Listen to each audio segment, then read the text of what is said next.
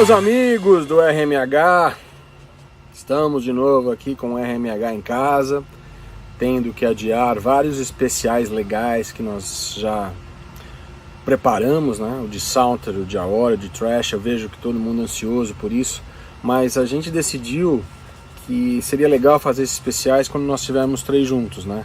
E infelizmente a situação aqui em São Paulo está cada vez pior.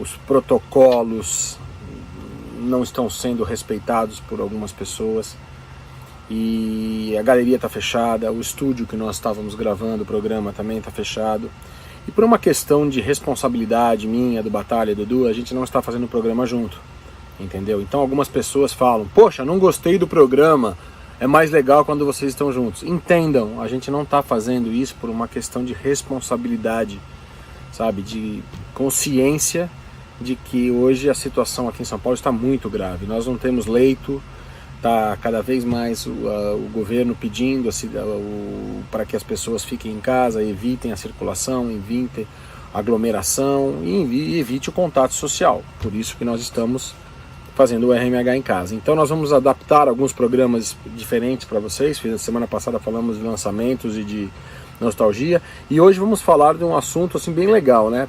Discos que impactaram a nossa vida. Aí todo mundo fala: vou falar do quê? Vamos falar do Creatures of the Night, vamos falar do Painkiller, vamos falar do Powerslave. Podemos falar desses discos, claro, que impactaram a vida, mas eu vou seguir o meu esquema, que é falar de bandas novas, diferentes, e que me impactaram da mesma forma que esses outros álbuns que eu citei acima. O Batalha, o Edu vai falar depois de mim, e depois o Batalha, cada um escolheu o seu, é uma livre, é uma democracia forte. Eu vou falar desse, a gente só não fala dos mesmos discos, né, porque ficaria uma coisa incoerente, mas nós vamos falar do cada um do seu, escolheu. Então você vai falar assim: Carlão, o que te impactou? Esses álbuns que eu vou falar me impactaram muito. Começando por essa banda inglesa de hard rock, criada em 2016 e lançou o primeiro álbum em 2017, auto-intitulado Midnight City. Esse álbum que vocês estão vendo aqui, ó. Que puta hard rock animal, cheio de refrão, músicas fantásticas como We Belong, Summer of Our Lives, Can't Wait for the Night, One Step Away. Esse álbum eu viciei nele. A banda logo depois lançou um outro álbum em 2019 e tá para lançar terceiro álbum agora esse ano em 2021. Esses álbuns você só encontra no Animal, não tem outro lugar. Ouçam essa banda de Rob Wild. Quem é Rob Wild? Rob Wild ele tem uma banda chamada Nitrate e ele toca baixo no grande Tiger Tails. Exatamente. Ele é vocalista do Midnight City e toca baixo no Tiger Tails. Só que com a saída do Jules Mills do Tiger Tails em 2017, ele passou a cantar também no Tiger Tails. E a voz dele é muito boa para esse tipo de som.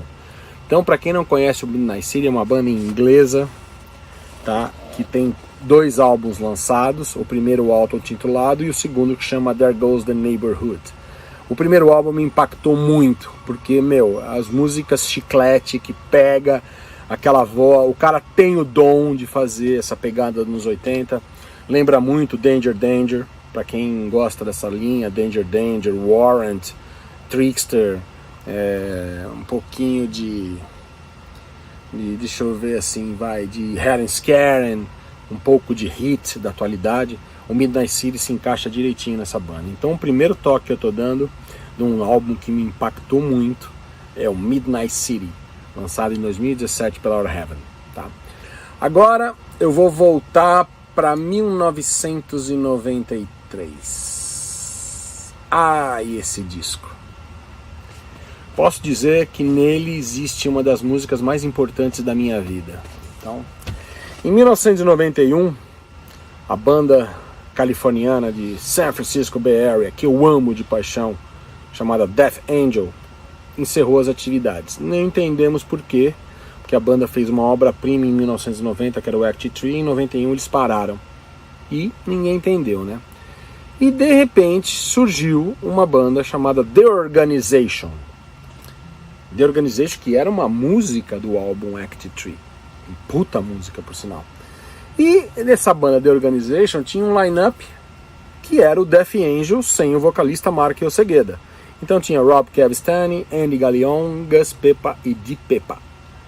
E a banda seguiu uma linha fazendo um som pesado com algumas misturas diferentes, um pouco de funk, um pouco de hard, um pouco de anos 70.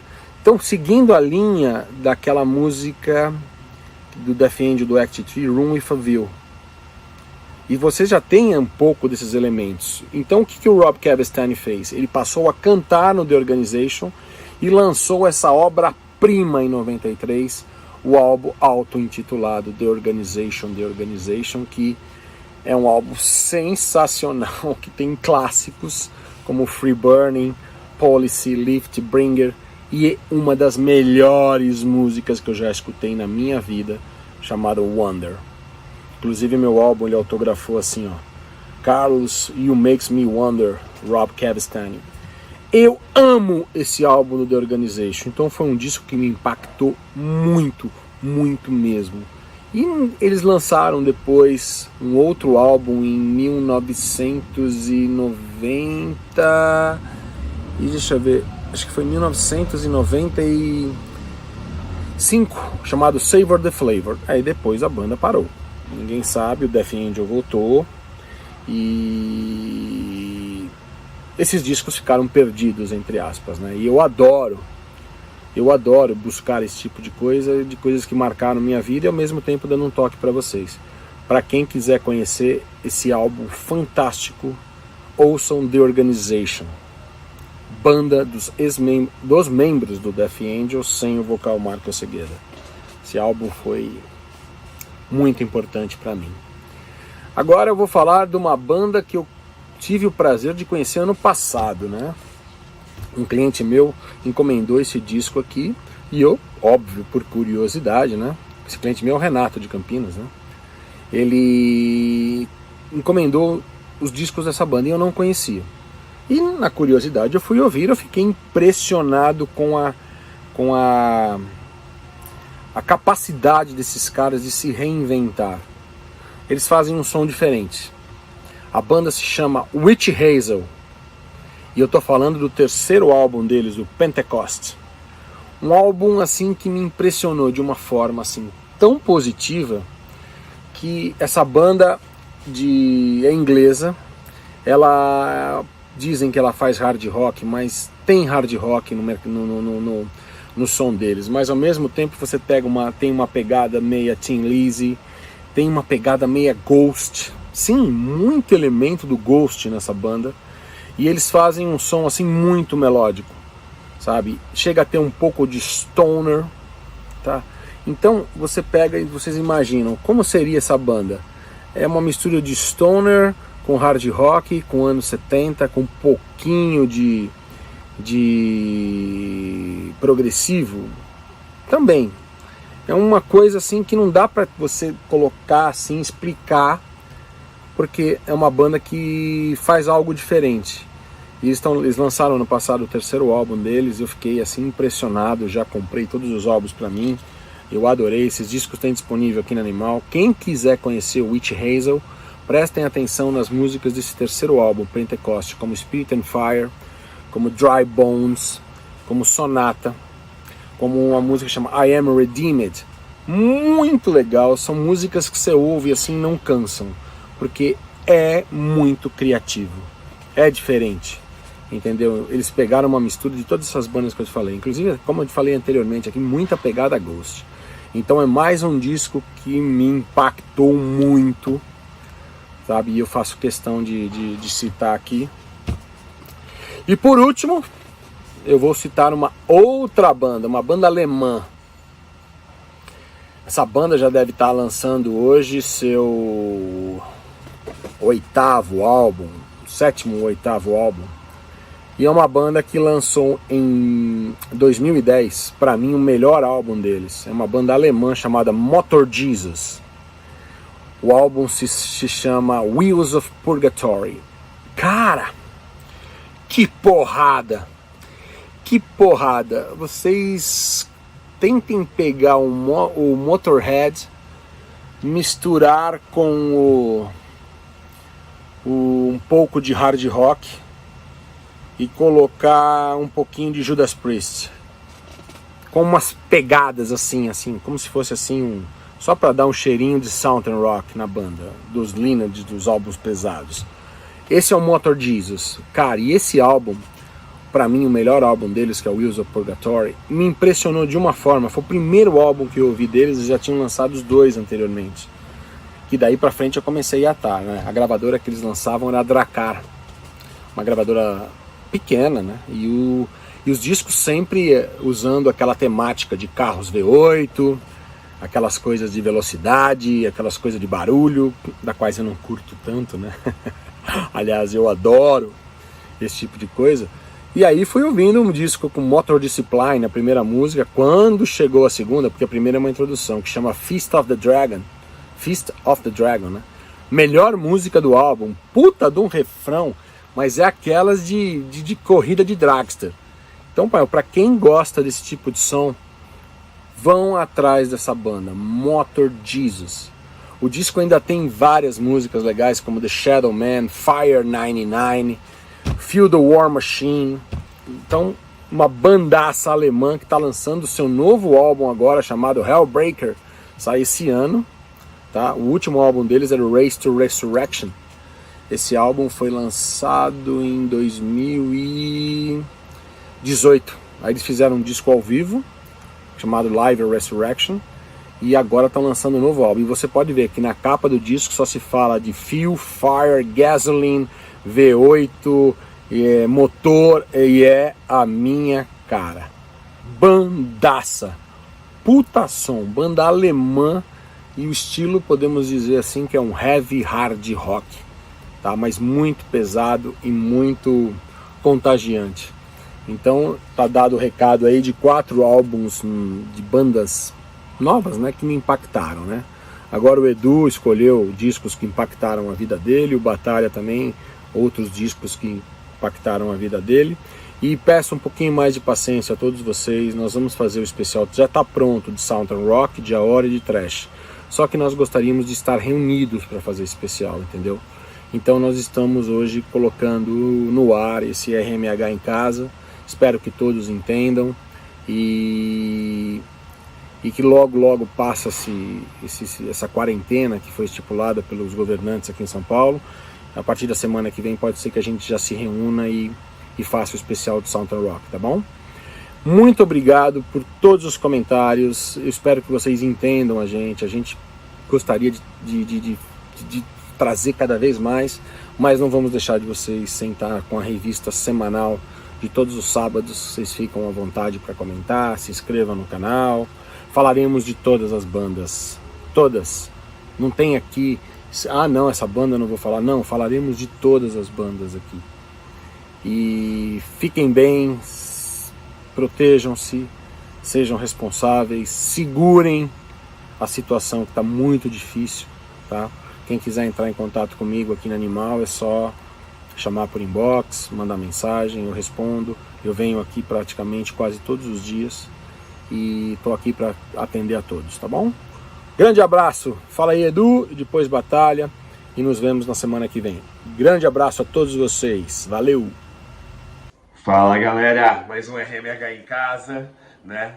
Cada um no seu canto aí, Carlão que acabou de falar aí, eu, Batalha lá na casa dele, a gente louco para voltar a gravar juntos, né? Porque como dizem os nossos seguidores nos comentários, realmente a química dos 3 juntos é totalmente diferente, né?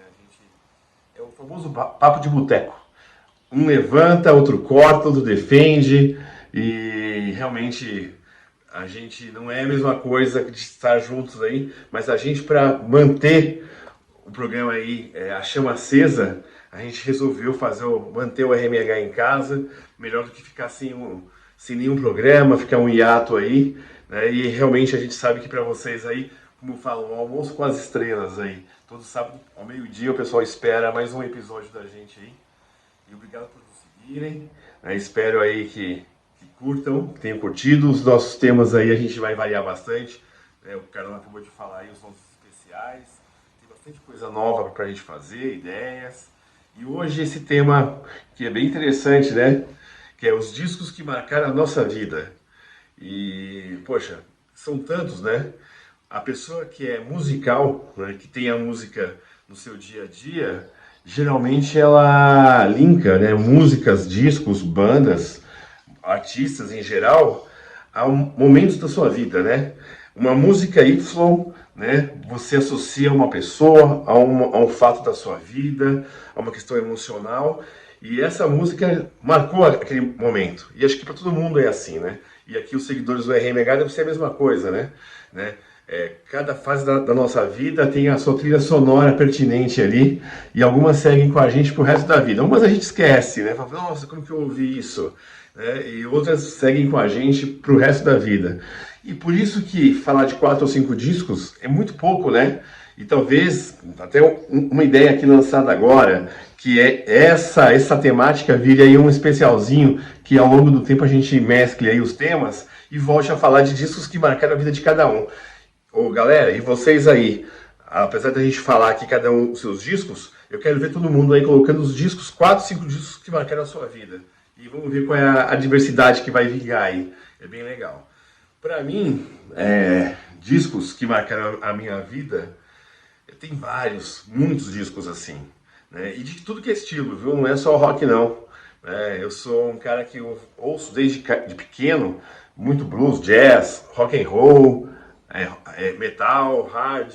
Então, se você pegar os discos da minha vida, assim, se eu fizer uma lista, vai ter uma lista altamente eclética. Até comentaram aí esses dias aí, porque o Edu ouve Maria e ouve SOD ao mesmo tempo. E é legal, porque eu não gosto de um rótulo, eu não sou um cara de um rótulo, eu sou um cara de música. Então, música boa não tem rótulo. Obviamente que tem umas coisas que a gente não chega nem perto, mas na grande maioria das vezes, música não tem rótulo. Música boa não tem idade, não tem rótulo, né? Então, quer dizer, eu sou um cara eclético desde criança, né? Eu fui criado assim, e vocês vão ver que minha lista também é bem eclética. São 4, 5 aí que eu vou dizer. O primeiro disco que eu falo que mudou a minha vida, que marcou a minha vida, mudou não, mas marcou a minha vida, meu pai era um cara que amava música. E desde pequenininho, o nosso passeio aos sábados, eu e o meu irmão, era ir com meu pai em sebos de disco. Lá em Pinheiros havia vários. E tem um sebo que a gente ia todo final de semana fazer garimpagem lá. Eu falo isso com 9, 10 anos de idade, tá? E eu lembro, assim, um disco que me marcou, que eu comprei, até porque a capa, o visual, né, era diferente do que eu já tinha visto na televisão e tal. Acho que eu já tinha um disco dessa banda até então, mas eu ficava lá, a gente ficava horas, assim, garimpando. Era um sebo que as paredes eram revestidas de discos antigos, assim. O primeiro disco que me marcou, assim, é o Dressed to Kill do Kiss, né? A gente ficava lá olhando, realmente nessa época com 9, 10 anos de idade, 11, eu não conhecia muita coisa ainda e talvez, né, a gente já fez até um episódio com essa temática aqui, eu comprava pela capa, escolhia pela capa, às vezes a maioria dava certo, algumas davam super erradas assim, mas o Dressed to Kill marcou a minha vida pelo momento ali, né, era um momento, né, com meu pai, com o meu irmão, e que a gente ficava lá horas dentro do sebo, vendo discos usados assim, e quando eu puxei assim, ó, da prateleira, o Dressed to Kill, eu falei, nossa, os caras estão de gravata, né, e eu olhava as músicas atrás, aí eu falei, putz, Rock and Roll Night, pô, essa música aqui eu já ouvi, esse que eu vou levar. Esse disco pra mim é muito sentimental, né, por conta né, dessa questão de muito pequeno, ficava lá horas e horas, e quando eu cheguei em casa e coloquei, no meu quarto, apesar de 10 ou 11 anos de idade, já tinha lá um aparelho lá, um toca-disco, uma caixa que era só pra gente, pra mim e pro meu irmão. Então é um disco que quando você ouve assim, fala, caraca, que fantástico esse disco. Esse é um disco que pra mim ficou assim pela capa, e não só pela capa, depois pelo conteúdo. É um disco que me marcou muito, muito, mas muito mesmo, né? E até hoje é um dos meus preferidos do Kiss, minha banda de cabeceira, né? Um segundo disco que me marcou bastante, aí pro outro lado, o lado mais de músico assim, né? Eu achava, primeiro, quem me inspirou a tocar baixo foi o Gene Simmons. Eu achava fantástico, assim. Eu pensava, né, ainda pequeno assim, que catso de guitarra de 4 cordas que é essa? Aí ia lá e você vai aprendendo, vai ouvindo. Eu queria saber qual era o som do baixo, né? E aí, né, consegui ali distinguir, falei, é isso que eu quero tocar, né? Falam que baixista é um guitarrista frustrado, no meu caso não é não, mas essa história é uma brincadeira, mas tem um fundo de verdade quando dizem isso, né? Mas no meu caso não foi não. E um segundo disco que me marcou é de um baixista que eu acho fenomenal, de um extremo bom gosto, não é um cara virtuoso e é uma banda fantástica. Eu lembro que eu ganhei, não logo que lançou, mas um ano, 2 anos depois do seu lançamento, eu ganhei o The Game do Queen, e que tá aqui a capa. E esse disco eu achei, assim, soberbo, porque você tem umas linhas de baixo muito evidentes no disco, e é um disco puramente rock and roll, né? Apesar de ter umas baladas legais, tem Save Me, né? Mas é um disco basicamente rock and roll, uma época que eu gosto muito do Queen, né? Após os discos ao vivo ali. Carlão, escute Queen, Carlão, você vai mudar a sua vida, tenho certeza disso. Ouça com atenção, Carlão. Não seja reticente, por favor. E nada disso que Jeff Scott solto é Queen, esquece. É uma baita homenagem, mas não é Queen. Escute Queen de verdade, vai. E esse disco The Game, pra mim, é um disco que é marcante, realmente marcante pra mim, porque, assim, foi aonde eu descobri o interesse técnico no baixo. Né? Tem solo de baixo nesse disco, você fala, nossa, que linha de baixo maravilhosa, né? Aí você vai descobrir que o John Deacon usava umas cordas diferentes, não é aquelas cordas usuais e tal. E aquele disco, também é um disco de cabeceira até hoje, pra mim é excepcional. Né? Marcou um momento da minha vida que eu comecei a me interessar ainda mais por música, né? Eu comecei a ter aula de piano em casa, que minha mãe é professora e tal. Mas o baixo é o que me despertou mesmo a vontade de falar, é isso que eu quero tocar esse instrumento aqui. Então, o The Game do Queen é um disco que, pra mim, marcou a minha vida. Um próximo disco, que pra mim também é fantástico, e eu fui descobrir tarde esse disco, hein? Eu fui descobrir bem tarde esse disco. É o Exodus, Bothered by Blood. Esse disco eu fui descobrir em 92. Quando a gente começou, já depois de alguns anos, ter bastante CD no Brasil, e eu não tinha grana para comprar CD, né? Assim, era escasso, o recurso financeiro era bem escasso. E aí tinha lá em Santana, aqui em Santana, né, tinha lá na rua Doutor César, tinha uma loja que alugava VHS e alugava CD também. Aí eu vi aquela capa azul assim, aí eu falei assim, poxa, eu vou levar isso aqui para ouvir. Nossa, cara, eu lembro que eu cheguei em casa assim, eu falei, meu Deus, vontade de sair correndo, que birosca é essa? Né? Que coisa fantástica. Eu falei, cara, isso aqui é energia pura, isso aqui é êxtase. Meu Deus, o Blood Blood Blood pra mim é um disco que marcou a minha vida porque eu descobri uma outra vertente. Na época era só metal, metal, metal, e eu vim descobrir tarde mesmo, né, assim, esse disco. E o disco que me marcou, tanto é que eu tenho um vinil colorido hoje, né, comprei quando eu achei, comprei até do João Gordo, né, ele me vendeu esse disco dele, esse vinil dele do Exodus. É um disco que eu falei, meu Deus do céu, isso aqui é sério? Isso aqui é, né? E confesso, fui ouvir mais tarde, né? Eu tinha restrição com o thrash, assim, né? Eu gostava da mistura do Anthrax com o hip hop lá de Nova York e tal, da Califórnia e tal, mas o Exodus eu fui conhecer bem tarde. Tarde, mas não falha, né? E aquilo me impactou no peito aqui, ó, pá! Um disco extremamente, né, visceral, né? Eu adoro essa frase, discos viscerais, que você ouve e fala, cara, eu vou quebrar tudo, que você quer sair correndo. Então, pra mim, esse disco é algo assim genial. E o quarto disco que me marcou a vida, também era molequinho, uns 13, 14 anos, e eu ganhei do meu pai o Judas Priest, Unleashed in the East. E eu falava assim, aí eu fui ouvir o disco, primeiro os vocais do Rob Halford, que eu já conhecia, mas depois a gente veio saber que ali tem um monte de regravação, mas o que me marcou nesse disco, acho que foi o primeiro disco ao vivo que eu ganhei. Que eu falava assim, cara, que dueto de guitarra, né? Uma energia, né, absurda naquelas guitarras ao vivo. Né? Eu já conhecia naquela época o Judas, dos primeiros discos, assim, né, com uma temática um pouco mais melódica, mais calma. Eu falei, cara, que é isso? Que energia que é essa? Eu falava assim, cara, que guitarras que são essas? Tanto é que nessa época eu falava assim, meu Deus, que guitarra, que são esses guitarristas, isso quer ser guitarrista, gozado, né? Eu fui conhecer, eu fui admirar dueto de guitarra com Judas antes do Iron Maiden. E o Iron eu acho fodido, né? Acho que o Adrian Smith e o Dave Murray são dois, é uma dupla fantástica. Mas o Kiki Doen e o Glenn Tipton, para mim, né, são imbatíveis. E esse disco, por questão também de conhecimento, né, de você descobrir coisas novas, né, marcam a gente. Né? Então, o meu quarto disco é o Unleashed in the East, do Judas Priest.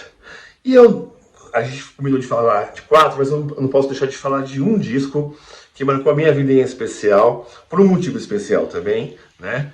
E se é disco que marca a sua vida, e que marca momentos da sua vida também, né? Acho que é isso, quando um disco marca a sua vida, porque provavelmente marcou momentos da sua vida, né? Eu quero também fazer uma menção aqui, né, que marcou a minha vida, mudou o rumo da minha vida totalmente, né? Eu experimentei, né, eu cheguei num sonho realizado ali, né? Foi quando eu gravei o disco com as Velhas Virgens. Vocês não sabem como é bom aqui dentro. É um disco que eu já fazia parte das Velhas aí há 1 ano e meio, 2 anos, e a gente foi gravar esse disco pela Velas, que é a gravadora do Ivan Lins. E para mim era um sonho gravar um disco, né?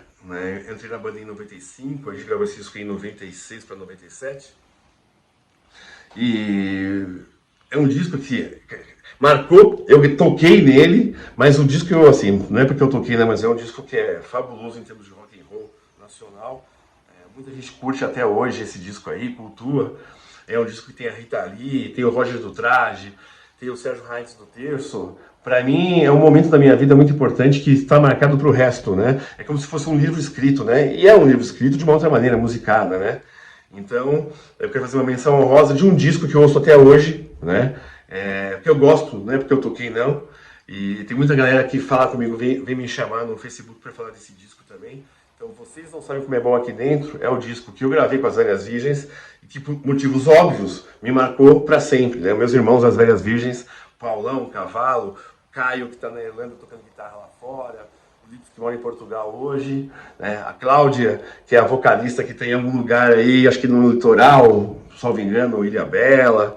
Então, galera, são poucos, sim, são 4, 5 discos, né? Obviamente que a nossa história de vida aí, ela é muito mais longa e, consequentemente, tem muitos mais discos e músicas que marcaram a nossa vida, né?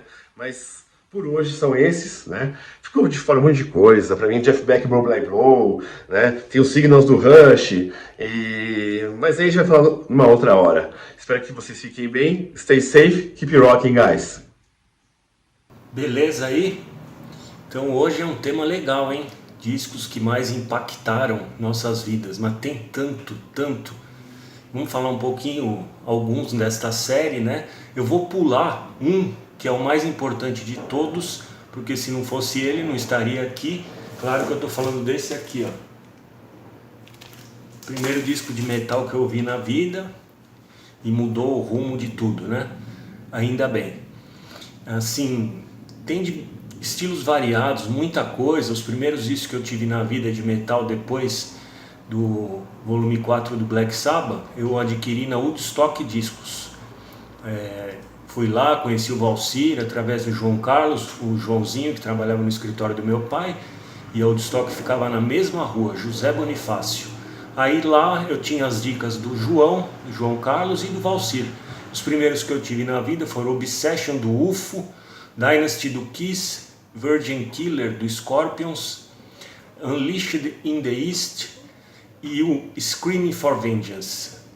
O Screaming for Vengeance é o primeiro dessa minha lista de impacto, que ele abre com The Hellion Electric Eye, que para mim isso é um sinônimo do que é heavy metal, um disco bem variado, uma produção legal do Tom Alon, som de bateria bem alto, e tem faixas cadenciadas também, tem pitadinha de hard, You've Got Another Thing Coming, tem Bloodstone, tem muita música boa, mas assim, quando eu peguei aquela capa com a águia, aquela capa amarela, e coloquei a The Hellion e Electric Eye, aquilo lá acabou. Então assim, por mais que depois eu tenha ficado fã do Iron Maiden, quando comprei o primeiro do Iron Maiden, eu sou da turma do Judas Priest, e muito se deve pelo Screaming for Vengeance, que tudo bem, a gente já falou aqui do Painkiller, que também é um disco que causou impacto em todo mundo, mas o meu preferido do Judas é o Screaming for Vengeance, e assim, sempre que eu escuto a The Hell in Electric Eye, arrepia aqui, sabe? Tanto que na playlist que eu tenho do Spotify, This Is Heavy Metal, é a primeira. The Hell in Electric Eye é o que abre a playlist. Então, um negócio que emociona até hoje, e para mim foi o disco que mais impactou a primeira audição. O segundo, até uma história engraçada, porque eu descobri que um programa de rádio ia passar o novo do Slayer. E eu já era viciado em Slayer na época, e o novo do Slayer, depois do Show No Mercy, o Hell Awaits, o EP Out in the Chapel, seria o Raining Blood. E Raining Blood para mim é o maior disco de thrash metal da história. Quer saber o que é thrash? Vai ouvir Raining Blood, que nada é igual, nada. Mas a história foi assim, eu descobri que esse programa ia passar, era um sábado à tarde, eu estava num ensaio de uma banda de pop rock que vários amigos que eu andava no Objetivo tinham, e aí eu costumava ir no ensaio da banda deles, né? E depois a gente foi comer no Jack in the Box, extinto Jack in the Box, que tinha na Avenida dos Bandeirantes. Só que eu queria gravar o disco novo do Slayer, e aí eu falei pro Fúvio Saba, que era o tecladista, eu falei, pô, você tem algum aparelho que grava? Ele, pra quê? Nós vamos comer agora. Eu falei, então, mas vai passar um negócio e eu preciso escutar. Então a gente foi no Jack in the Box e eu fiquei com o dedo no pause e no REC ali, o REC apertado e o dedo no pause. A hora que começou o Raining Blood eu soltei e a gente foi... Eles entraram no Jack in the Box e eu fiquei gravando dentro do carro dele e já curtindo, lógico, a primeira é Angel of Death, e aquilo lá marcou assim pela bizarrice. Eu fiquei gravando o Raining Blood dentro do carro no estacionamento do Jack in the Box, e aquela é a meia hora mais que me deixa mais contente. Acho que foi um dos discos que eu mais ouvi na vida. Ele só tem meia hora mesmo. Aquilo é cartilha, não dá, aquilo não tem o que falar. Slayer Raining Blood é nota 10. Mais pra frente, um outro que me causou muito impacto, que eu ouvi umas 100 mil vezes, foi um disco conceitual do Queensryche, que é o Operation Mindcrime. Eu ficava lendo 1000 vezes o encarte, tentando entender a história. Tem aquele lance político, tem coisa religiosa, tem todas as faixas daquele álbum. Nossa, participação da Pamela Moore, eu gosto de todas as faixas. E depois, assim, eu coloquei pela primeira vez, eu não conseguia, que eu costumava gravar coletâneas, e desse disco do Queensryche, cada hora eu pegava uma para botar em coletânea, e eu ouvi demais o vinil dele. Eu acho, se fosse apontar qual disco conceitual eu mais gosto, é o Operation Mindcrime, e depois ainda teve o Empire, lógico que também causou impacto, mas eu lembro que eu ouvia toda hora, e até os irmãos Tabuso que faziam comigo o fanzine Deathcore, eles falavam assim, puta, agora nós vamos perder o Batalha Slayer, porque ele tá trocando o Celtic Frost pelo Queensryche, já tá começando a ouvir Rat, então ferrou. Só que pra mim não ferrou, foi um negócio que até hoje eu coloco, e eu não tenho como pular a faixa ouvindo Operation Mindcrime. Os efeitos que tem, performance da banda, a sincronia de todos, o Geoff Tate apavorando. Felizmente cheguei a entrevistar o Geoff Tate numa pauta não me lembro, era comemoração de 10 anos ou 20 anos, eu não lembro, do Operation Mindcrime. Aí a gente fiz uma entrevista com ele muito legal, e pude ver a primeira vez no Rock in Rio 2 em 91 no Maracanã. O Queensryche apavorou. Então esse disco também marcou muito e me impactou demais. E o quarto, para finalizar, é um disco dos anos 90, dessa banda aqui, ó, Winger. E não é o primeiro e nem o segundo, é o Pool, é o disco vermelho. E esse também tem uma história engraçada. Eu gosto de todas as faixas, ele é variado, tem peso, tem hard, tem melodia, tem coisa para baixo, tem violão de praia, muito animal esse disco. Esse disco quem não gosta eu tenho até dó. E eu lembro que eu não comprei esse disco em loja especializada, não foi esse CD na Woodstock, nem na Galeria do Rock, nem nada. Foi na Loja Americanas, que tinha do lado do escritório lá do meu pai, na José Bonifácio, e ele estava mais barato que todos. E tinha um monte de Winger Pool ali na prateleira, e o Adalton Ribeiro também, que tocou comigo no Swing Fire, que trabalhava junto, ele pegou, falou, meu, vamos levar esse Winger aí. Aí a gente comprou, ouvia sem parar. Hoje ele fala que não escuta tanto, mas beleza.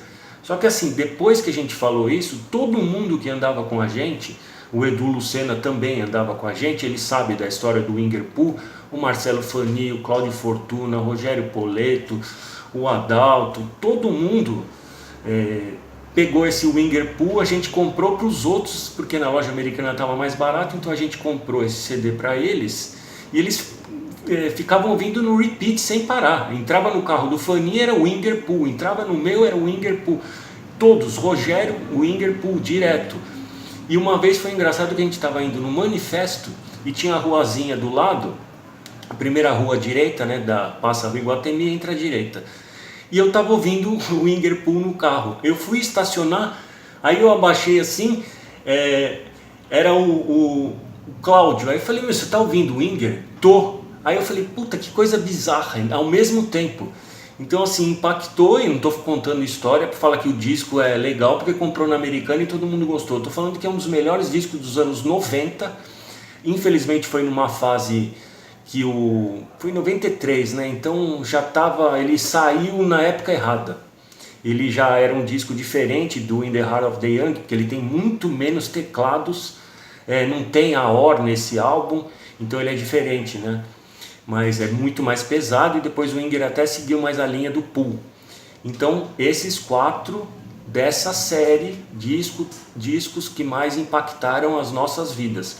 Eu escolhi 4, um heavy metal, um meio hard, o Queensryche e um thrash metal. Mas tem muita coisa, e mais pra frente nessa série a gente vai citar vários álbuns assim que impactaram nossas vidas, e que nem o Carlinhos preferiu coisas mais recentes. Tem coisas recentes que impactam mesmo. Eu sempre falei que do Ark, Burn the Sun, já até falei aqui no RMH, e tem discos antigos que a gente tomava até susto de tão bom que era. Então assim, essa série é bem legal, e eu queria saber aqui quais impactaram vocês. Pode fazer a lista aí, porque vários vão bater com certeza no gosto da gente, né? Então valeu, fique bem.